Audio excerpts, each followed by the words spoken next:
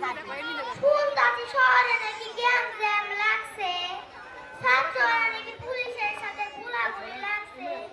আমার বাচ্চার রে কয়বার কল দিলাম, কলটাও ধরলো না। শরীরটা জানি কেমন কেমন লাগতাছে, মা তো হেরলেই গায়। আমার এমন লাগতেছে, আমার এমন লাগতেছে, আমার বুকটা ধরো করছে খান। এই দিক দিয়ে কে যাইতাছে, এত মানুষ, গাড়িও দেখি, আবার দেখি ট্রাকও। ও বুঝছি, আমার সাইড কইছিল শাড়ি কইরা গাড়ি লয়ে আইব।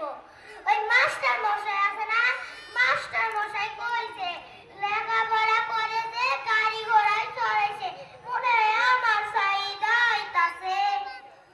তুমি, তোমারে না আমি চিনি, তুমি না আমার বাগানের বন্ধু। বাগান কথা বলো না কে, আমার সাইড কই? এই ট্রাকের মধ্যে করে বাক্সের মধ্যে কি লয়ে আইছো? বাগান কথা কও না কে, এই বাক্সটা খোলো, এই বাক্সের মধ্যে কি লয়ে আইছে? বাক্সটা খোলো না দেখি। ও তাইলে তুমি খুলবা না, ঠিক আছে আমি খুলতাছি।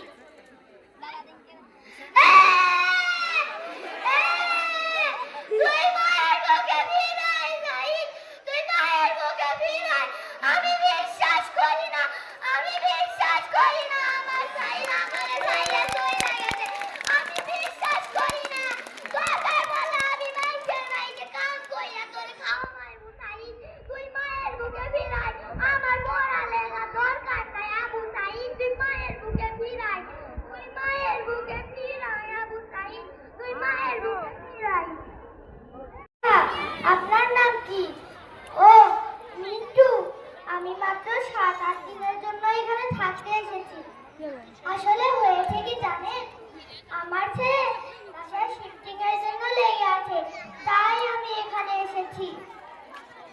আমার ছেলে কি করে, মস্ত বড় কোম্পানিতে কাজ করে।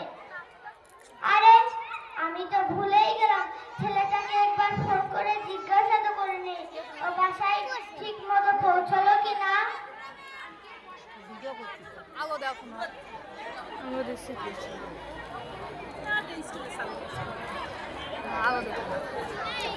হ্যালো খোকা, শোন শোন, তোকে শুধু এইটুকুই জিজ্ঞাসা করার ছিল, তুই বাসায় ঠিক মতো পৌঁছে গেছিস তো?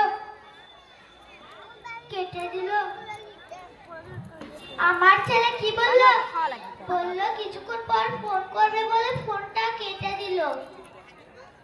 কি, আপনি না অনেক ফালতু কথা বলেন।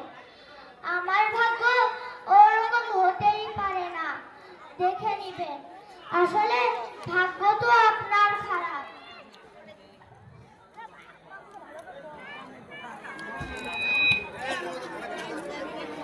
হ্যালো খোকা, 15টা দিন হয়ে গেল। তুই তো জানিস খোকা, তোকে ছাড়া আমার এখানে থাকতে অনেক কষ্ট হচ্ছে।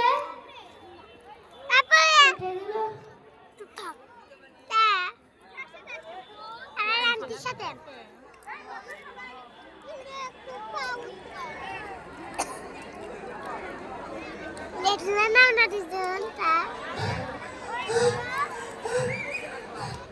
আপনি একটা কাজ করুন না, আমার ছেলেটাকে একবার ফোন করুন না, ফোনটা ধরলো না। আপনি একটা কাজ করুন না, আমার ছবিটা আমার হাতে দিন না।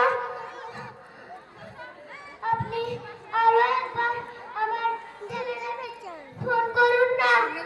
এবারও ফোন ধরলো না। এবার বুঝতে পারলাম আশা থেকে শুধু ব্যথাই মেলে। কেন যে আমি আশা বুকে পুষে রাখি,